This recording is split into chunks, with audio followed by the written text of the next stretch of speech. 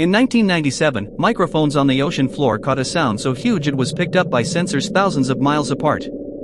It was louder than any known animal, and it didn't match anything scientists could explain. For years, people whispered it came from a creature far bigger than the blue whale. Scientists called it, simply, the Bloop. This is the recording NOAA released, sped up 16 times so you can hear it. The truth turned out to be just as strange. Scientists traced it to a massive iceberg cracking apart near Antarctica. The deepest ocean was never silent. We just finally learned to listen.